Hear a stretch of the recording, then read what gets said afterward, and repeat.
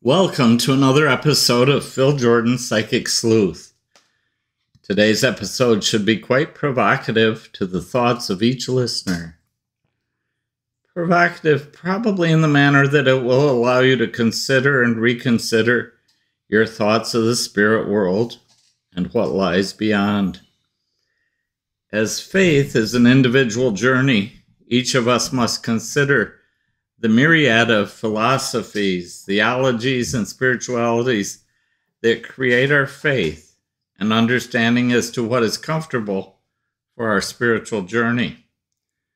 This podcast is not intended to proselytize, convert, or adversely influence the spiritual journey of you, our listeners, but simply to provoke, investigate, and inquire thoughts that are part of everyone's spiritual journey. First, we must recognize the simplicity and complexity of our being. Can you explain what you mean by that? Yeah. I think we believe that we are just one entity, one being, body, soul, spirit, mind, but we're not. We're separate entities. We are a physical entity in our physical being. We're a spiritual entity, the energy force that creates basically life within our body, but also creates who we are. And combined, it creates a soulful being. We create a soul that becomes our identity, that we express to the world, so to speak. We're sort of remembered by our spirit, not so much our physical being, but more so by our spirit. What we grieve at the passing of a loved one is we grieve that physical being that we can hug and we can touch and we can tell that we love them and they can tell us we love them. But what is actually what we are actually experiencing is the loss of that person's spirit being away from us. But through my work, I have realized that our loved ones are really never away from us. They're still around us. They still embrace us with their love. They still, in some form or another, may communicate that love for us or give us even messages and things like that it's very intriguing. I've been doing this for 60 years and exploring the spirit world as well as my own psychic mind. And there is a difference between being psychic and experiencing mediumship or the spirit world. And we'll delve into that. It's probably going to take more than one episode to cover this topic because it's so intriguing. And I have so many stories I want to tell that some people, I guess, would call ghost stories. But I think they're just proving to us that we do live after the change called death.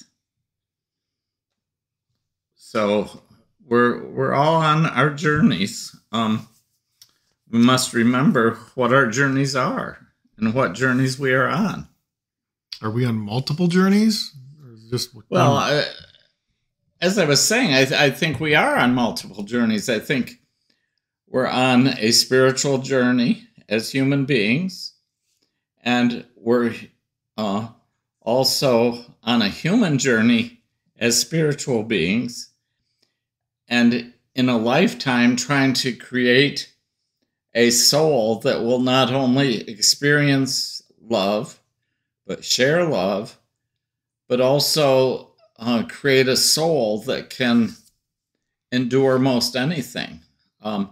It'll be through our human experiences that we create a stronger spirit.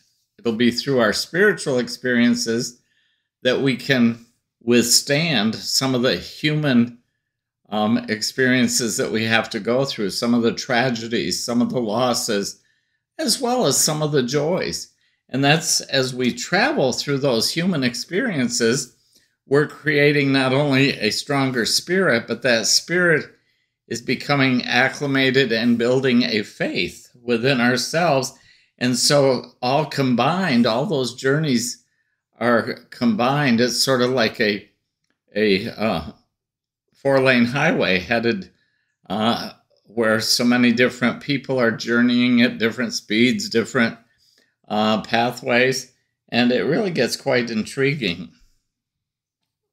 So the soulful being, like it's our soul, is that like kind of a combination of our spiritual and physical, or is it separate? I think our soul is a combination of our human journey, our spiritual journey, our faith, the understanding of the God of our understanding. And I think that creates the basis or foundation of our being, of who we are. And that is, the foundation is actually our soul. You know, one of life's journey is towards death, which is a human journey. We all know that our bodies are not going to live forever. I believe it says in the book of Psalms, in the 90th Psalm, I think it is, that it says, man shall live 80 years and 10, or perhaps 10 more years. But that means 80 years and 10 is 70 years, maybe 80 years. And that's how long the physical being will live. But then we go on in faith to know and understanding that our spirit will live through eternity, that our spirit that is created out of love, love of two people, love of a God of our understanding, that is the spiritual journey that we enter into very early in life as we're introduced to it. And that creates our faith and the God of our understanding. How to deal with those events of our human journey and our responses to both journeys create our unique character and our personality. And we learn that through our human experience combined with our faith, that the easiest path to healing is to accept life on life's terms, for an understanding of the role of our spirit in the world in which we live. Interesting. So we're, in a lot of ways, we're alike, and in many ways, we're all just so uniquely different. Well, I believe that we are all created in a divine image as human beings. And one of the maladies of our human journey is to think that we're different by color, or we're different by creed, or we're different by race. And that's one of the maladies that humanity has worked on throughout its history. But we're all similar. And there are exceptions, of course. There's deformities and things like that. But we're all basically physically the same. What creates us different is the spirit that dwells within us. We often accept or adopt things from our parents' lives. And then as our life grows, as we get further into life, we realize, well, maybe that was okay for our parents, but we're in a different time now.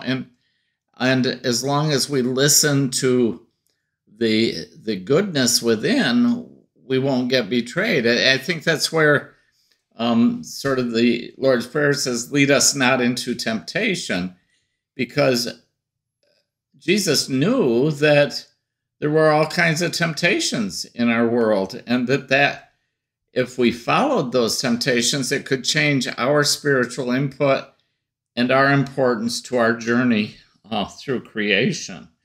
And so we're alike physically in many ways, but we're very different spiritually. For instance, you may follow, you enjoy golf, and I enjoy dancing, and I enjoy my psychic work, and I enjoy other things, and that makes us different. So the spirit that dwells within is what we have to recognize, not only as the importance to our spirit, but the importance to the world in which we live.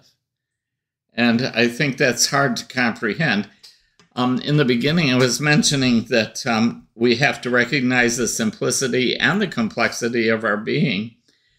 How many people can realize their own spirit that dwells within their physical being?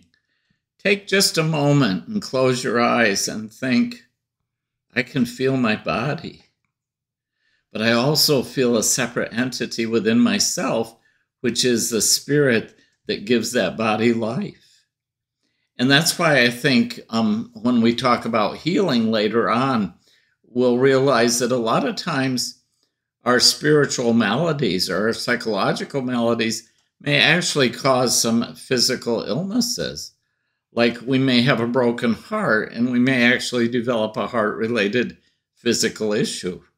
Or we may feel like something hit us in the stomach, ripped our guts out, and we'll have an ulcer or we'll have stomach issues. We'll explore that as we explore healing, because healing to me is a very intriguing thing. It's one of the mysteries of life, because the person that is healed has to open their heart to that healing as well as utilize their own situation. I think to go a little further with that, to recognize our own spirit, and that's very hard to do, to recognize that we're two entities, a human entity and a spiritual entity. But we become a spiritual human being, physical and spiritual, I think, at the first heartbeat, because that's when our developing body has enough strength to maintain our spirit.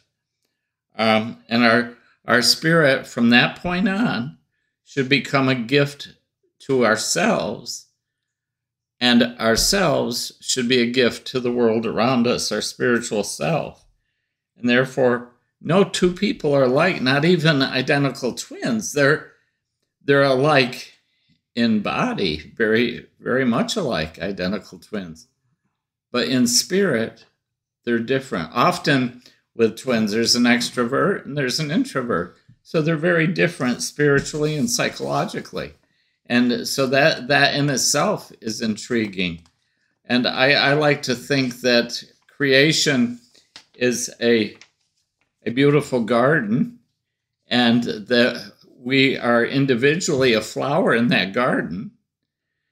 But as humanity, as the population of the world, each flower makes the world beautiful if it blooms right. But also, we know that in every garden there's weeds. There will be people that detract from the beauty of the garden. And that doesn't condone some of the evil things that occur in our world. It's just a fact of humanity that not everyone will follow a spiritual path of goodness. You were talking about, we're talking about our spirit and the first heartbeat, and becoming a living entity. You have a lot of intriguing and interesting knowledge on the concept of death as well. And can you talk about that a little bit and how that relates to our spirit? Well, as I've worked in the ministry, as I've worked in funeral service, and as I've worked as a psychic and a medium, I find it intriguing about the moment of death. For some people, it's a very difficult thing. They fight it.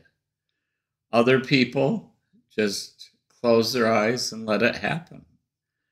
And it's, I think it is somehow connected to our journey in life, how we might leave this world. And I find that if we have an understanding that there is a life beyond after this world, that we're more accepting of a physical death because we know we're not dying, our body is.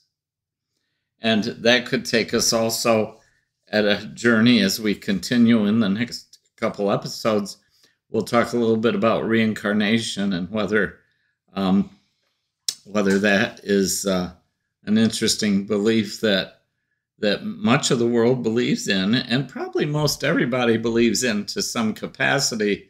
They just don't admit it because of the confines of their religious upbringing or whatever. But I think death is, for me, another validation that there is a spirit that dwells in our body, that creates our identity, that creates our being. Because if you've ever been with someone who has died or experienced touching a deceased person, you know that the warmth of the spirit that gave that body life is no longer there. One of the things my mother told her 4 children was, I want you to touch me after I die, because that will bring you peace, because you will know that I'm not in that body anymore. I'm not in that body that has suffered the last few years of my life. And just touch me and you will know that I am no longer in that body, but that I am surrounding you, that my love is still there and I'm still part of your life, and it will be a part of your life through your memories, through the experiences we've had. And I will even come to you in your dreams. I will let you know that I'm there somehow. And those experiences aren't just coincidences. Those experiences create a reality of the spirit's survival.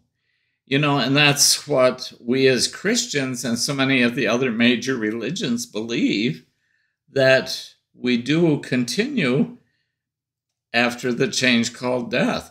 That's what Jesus taught us in the resurrection when he appeared several times after his death. He appeared to people. And of course, there's controversy whether he physically appeared or whether he was such a strong spiritual entity that he was perceived as real. And that again depends on if you take a literal interpretation of the story or whether you can perceive it beyond the literal aspect of it. Do you think our life experiences, the way that we go through our human journey, will affect our death and life hereafter? I do think there's connection there. I think that it's often said by people who have died and then come back that they experience a beautiful place, that they have found a peace like no other peace. Often in the throes of death, where death embraces us, people relive different events in their life. For some, it's beautiful experiences, the birth of a child, the baptism, the wedding, the whatever, the Christmases, and we experience those as we're going through death. And that's sort of heavenly, because each one of those experiences reminds us of the love that we've had in our earthly life. For some people, I think they go through a hellish experience of experiencing some of the bad things. And I think the church originally caught that idea with the concept of purgatory, that it was a place of transition where we had to relive events in our lives and become atoned for them, so to speak. But I think we, in the throes of death, I think we relive experiences in our life. And I think we do go to a place of pure love that is around the people we love, and that it's an experience that is so heavenly that our minds create it to be such a beautiful place. I've often mentioned that in John 14, it tells about, in my Father's house are many mansions. If it were not so, I would have told you. And we think of this beautiful place with marble mansions and pillars and gold streets and things like that. And I grew up in a very poor environment. Our house was more or less just a shanty, so to speak. My mother would be so uncomfortable in a mansion, but she would not be uncomfortable enjoying the love and the peace that death had brought her. And I think that when I experience a loved one coming to another person, I experience that love that they have for that person, just as I experience the love that my loved ones had for me and still have for me. It's a continuity of love. But I think we all have to wait our turn. I think that we were created by divine inspiration and by love of two people. So we have to wait until our time comes that we naturally leave this world. So I think that's significant. Do you believe that there are good and evil spirits? Absolutely. And I don't want to frighten anyone with that. But there are good and evil people in their bodies, in life, in humanity. So there's obviously going to be good and evil spirits. But I think that if we surround ourselves with our own goodness, the goodness of the God within ourselves, we don't really have to worry about that. People get carried away with that. And I think so often they feel if they're in an old house where they sense a spirit around them or something of that nature, that it's probably an evil spirit. Probably not. It's probably somebody that lived in the house at one point and wonders why they moved into the house. They haven't accepted their own bodily death. And I think that as we look at that, if we surround ourselves in life with good people, we won't fall prey to evil. But that's one of the temptations out there. And people that perhaps have been brought into evil, that their spirit has to be reconciled and made good. They have to sort of eliminate that evil. And I always tell people, if you fear that there's evil spirits around you, close your eyes and say the Lord's Prayer, because the Lord's Prayer was one of the first prayers of exorcism, where you're asking good to triumph over evil, and it will give you a strong protection. I guess the good and the evil kind of lends into the next question of whether there's such a place as heaven or hell. Well, I've never had to debate that in my life with myself. I have with other people. And again, it depends if you take a literal interpretation. I think heaven is the rewards for a good life because we're going to realize pure love. I think hell is realizing some of the evil that has occurred in our human life. I don't believe in hell as a place. I always say Americans would have found it by now. We found the moon, we found Mars, we found other places, and I think we would have found it. And I think some of that was probably created by humans, by mankind, to create a place where no one would ever want to go, to sort of keep them in line. We got to remember that in our spiritual journey, the opinions and philosophies of other people can influence our lives. And I think the idea of heaven and hell, and I certainly have been through things in my life that I consider hell. And I always think of when they talk about being cast into a sea of burning sulfur and having that on your back through eternity and how terrible that must be. The thought of that would sort of keep anyone from getting near where they might even go to hell.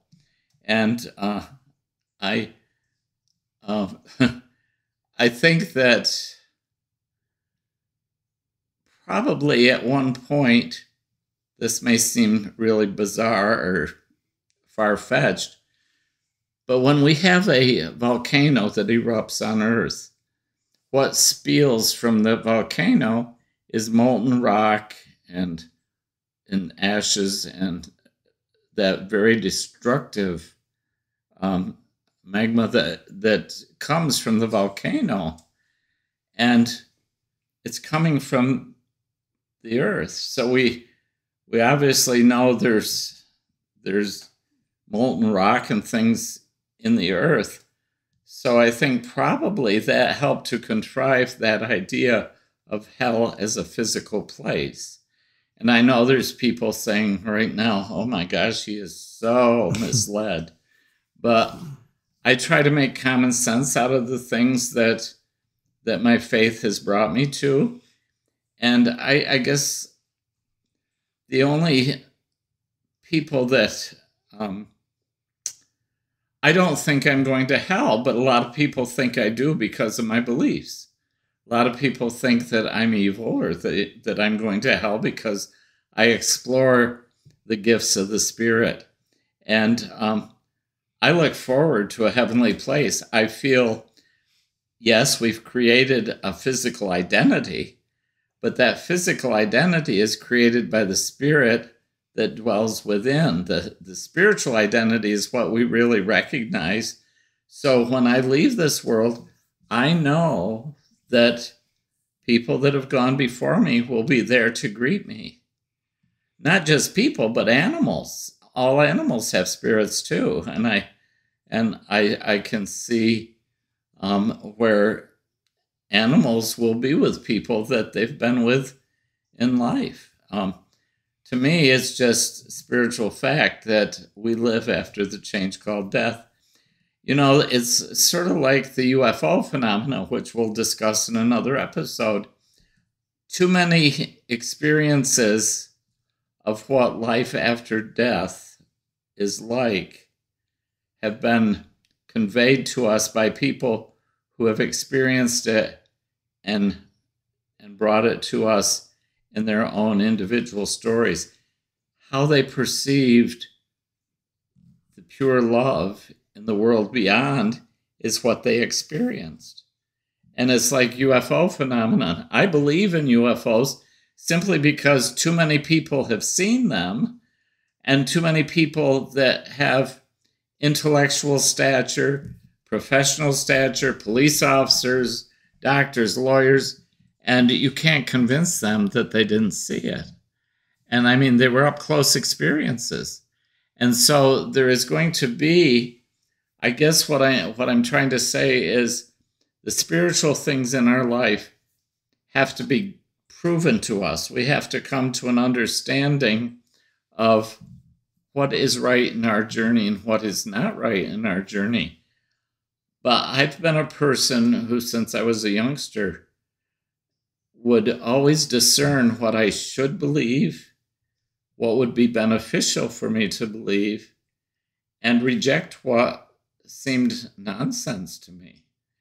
And there's a lot of things in every religion that don't make common sense, but yet some of that falls into the mysteries of life, which intrigue me tremendously, like healing or visions, like the vision of the Blessed Mother at Lourdes or at Fatima.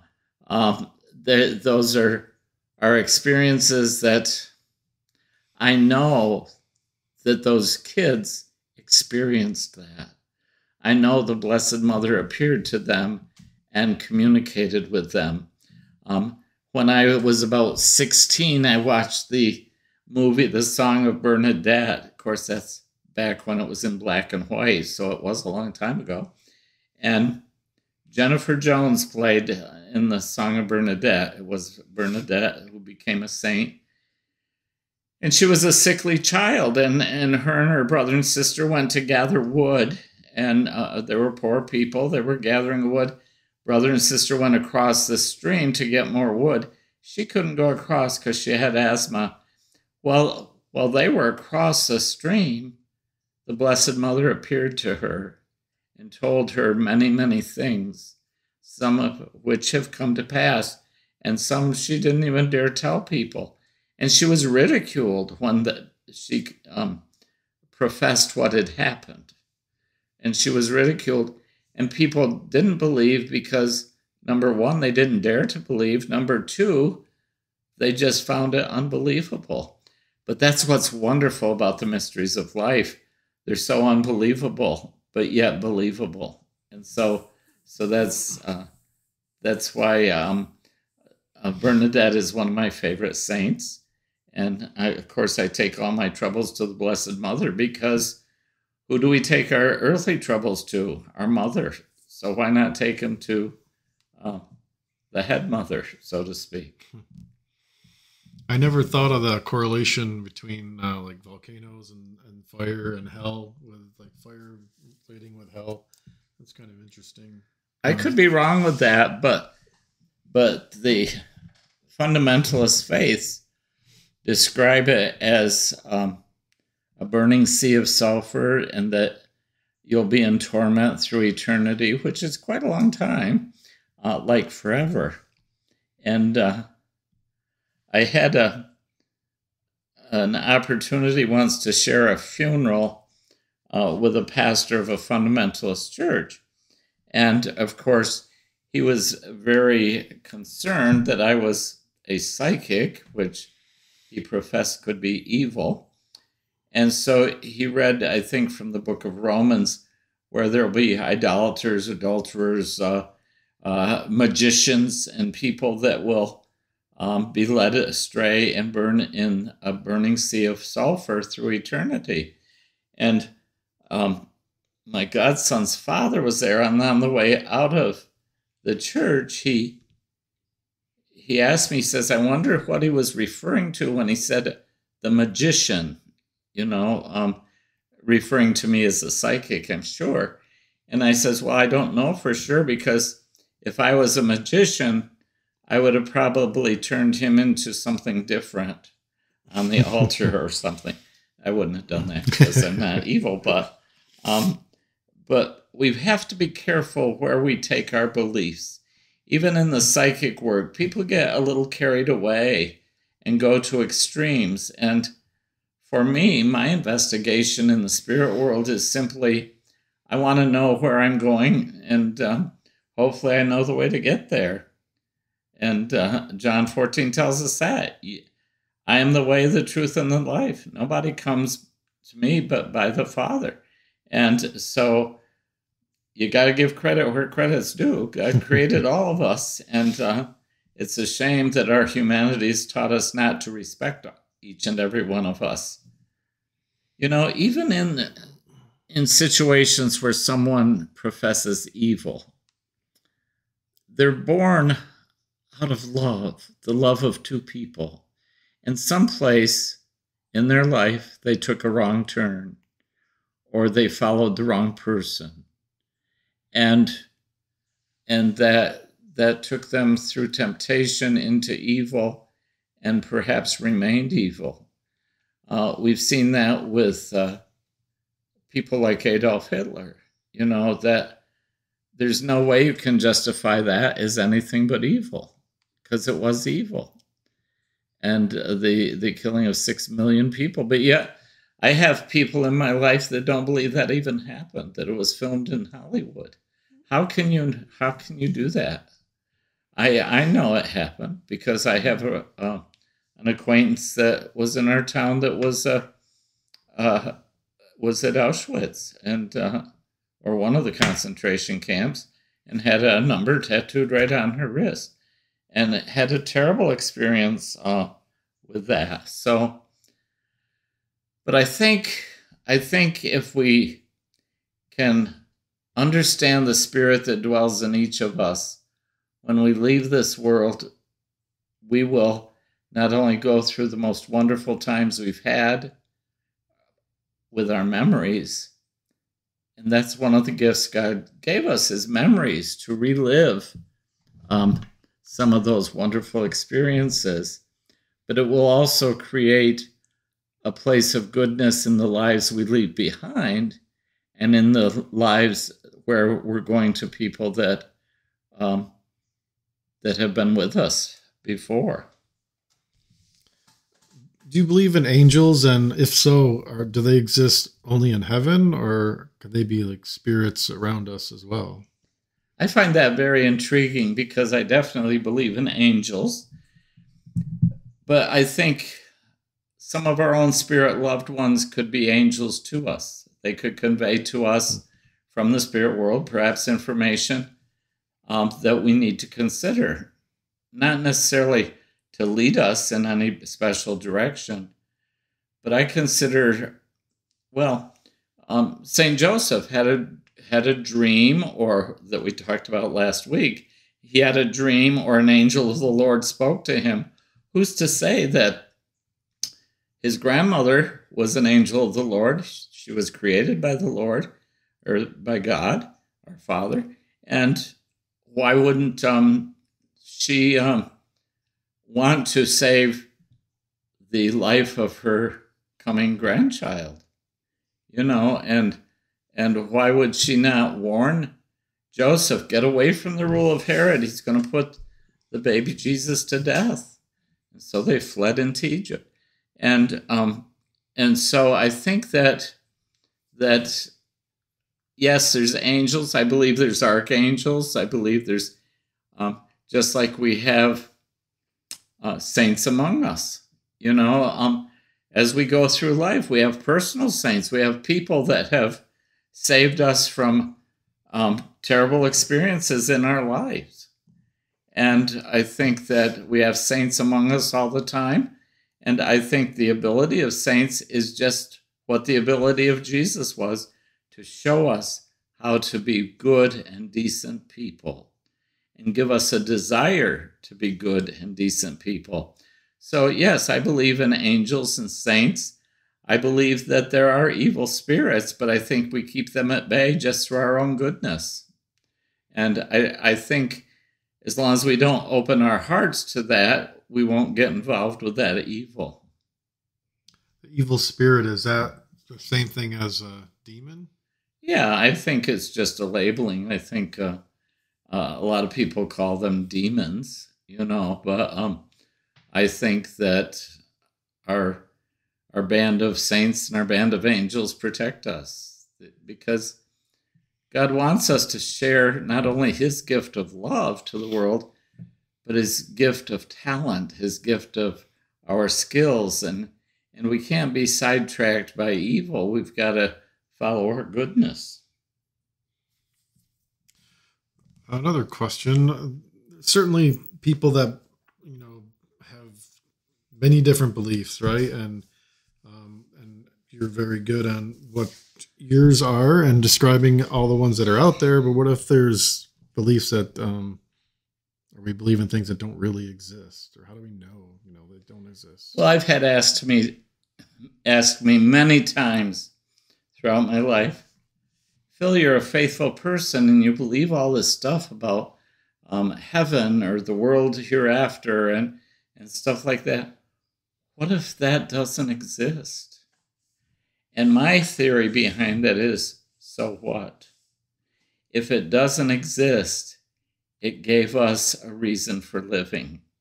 It gave us a reason for promoting our spirit constantly to better situations and to betterment.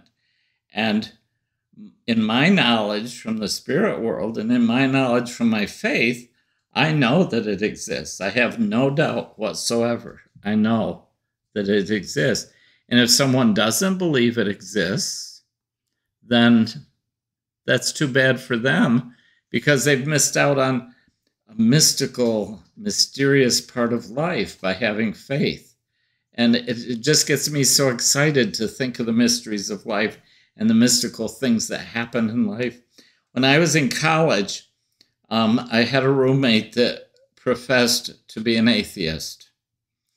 And he constantly was after me about that because I was constantly going to church and praying hard and things like that. And he constantly professed to be an atheist. I think probably more to aggravate me than to really have a belief, because I don't think he even thought about that much at all. And I at that time, there was one bathroom on the floor for 7 or 8 rooms. So in the men's bathroom had a mirror over a whole wall. So I took him in the bathroom and I stood him in front of the mirror and I says, look into that mirror and tell me that you are not divinely inspired, that you weren't created by a God of some understanding. What do you mean? He says, what do you mean? And I says, you have a physical being where all the systems of the body complement each other to support life. You have a heart that pumps blood through that body, and that heart is also where we believe the spirit enters and where the spirit dwells with the first heartbeat, because with the last heartbeat, we know that that body becomes lifeless. And that in itself is miraculous, that the human body can be so intricate to support life. And I says, you can't convince me that that body is not divinely inspired. And then I said, and think of your thought processes. Your thought processes give you the opportunity to decide whether or not there's a God. Your thought processes connected directly to your spirit and your soul can give you an understanding that the sky's the limit with what you can think. And you can think in very good directions or you can think in very bad directions. I get very frustrated with people that spend years of their life in a pity party or years of their life saying, poor me, or we all go through experiences that are part of the human journey. But I said to him, you know, if you look at yourself in that mirror, you have to know that the human being didn't just happen. There had to be some divine inspiration to that because it's so intriguing and so intricate. So he thought about it, and a few days later he said, well, I've changed my mind. I might be agnostic. I think there may be a God, but I'm not sure I believe what I believe in that situation.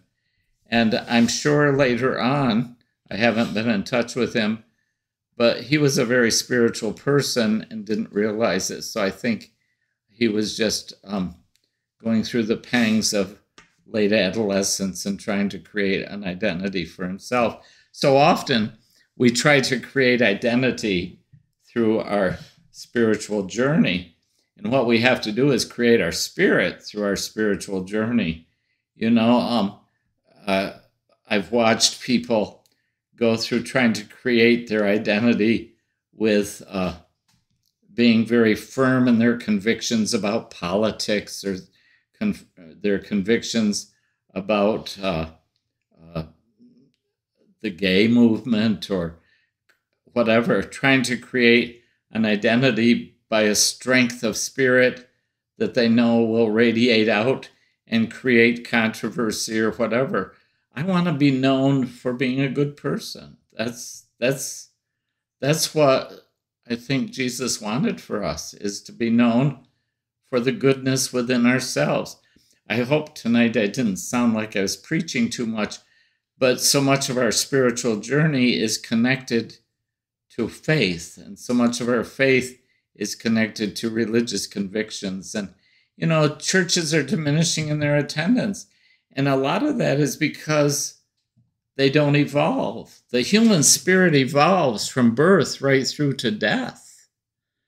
And if we don't evolve within our faith institutes and stuff like that, we're going to die too. Because we have to evolve. We have to make changes in our life. And there's a lot of times people aren't willing to make changes. They've got to believe what their mothers and grandmothers and great-grandmothers and great-grandfathers believed, and they can't change that. And that's because they're not investigating and exploring their own spirit. They aren't discovering the difference between their physical being and their spiritual being, their human journey and their spiritual journey. So that's what it's all about. It made me think maybe an upcoming episode we could talk about it, but when you mentioned about woe is me, and the people that are always down, and I think of the other opposite of how people say, you put your positive thoughts out in the universe and think positive things, and and that helps you be happier and good things happen. Well, it helps you be happier because you're doing your share, and that's what that's all about. So I hope that people have enjoyed tonight's conversation. The next one I think is going to be again with the spirit world, but experiences that I've had where I believe people have conveyed a message from the spirit world, or what we call the other side. So the name of that is going to be The Other Side is Calling. And so I think that we'll do that podcast within the next couple of weeks and get that out, because I think that's good. I'd love to hear from people to let me know at our email address, which is philjordanpsychic@gmail.com. Yes, and if you have a message, let me know. I know that Sandy wrote us a letter, a quick letter to say how much she enjoys the podcast, and that she has an experience she wants to share with me about her mom and having a message for her. And I love to know those stories. Those are so intriguing, because often those messages can be trivial, but yes, so meaningful. So we'll go into those, and I'm so glad that Sherry, not Sandy, but Sherry is enjoying the podcast. I also heard from Sandy, who's a person that I know, but one of the most spiritual people that I've ever met. And she probably would say that's not true, but it's very true, because you can sense that in her being. That's the other thing about our spirits.